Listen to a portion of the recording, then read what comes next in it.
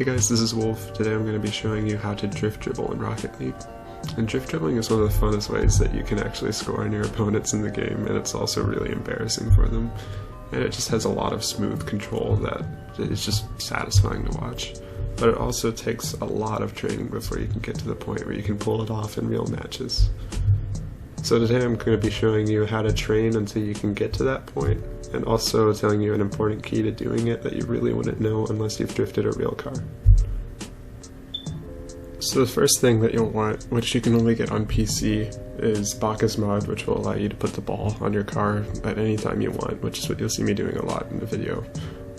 If you're on console, then sorry, you can't use this, but if you're on PC, you're definitely going to want to get it. Something else to clarify is that I've moved powerslide to L1 and scoreboard to square, just so that I can boost and powerslide a lot easier than I would be able to if it were set to square. I've also put all of my settings in the description for anyone who's interested.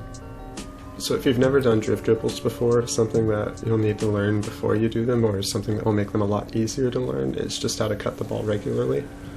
And this, you just basically lean the ball to one side of your car and you tap power slide and cut underneath it. And basically just go from side to side. And once you learn how to cut the ball, it just makes things so much easier.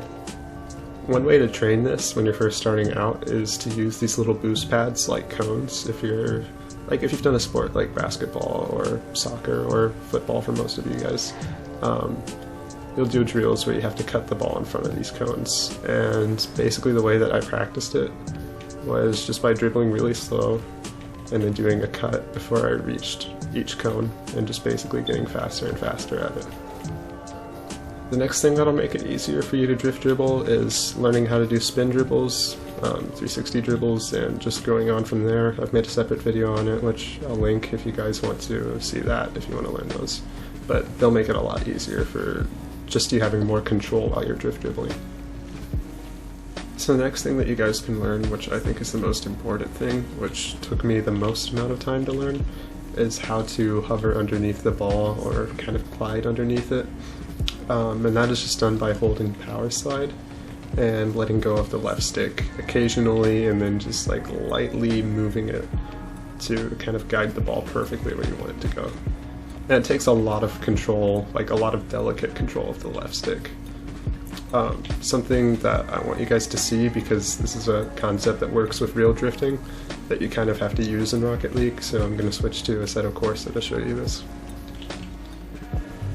So what I want you guys to see in the clip is that in order to drift, I'm turning the car inwards and then letting go of the steering wheel and letting the car countersteer itself in the direction it needs to go for a second. And then I grab back onto it and basically guide it the rest of the way through the turn.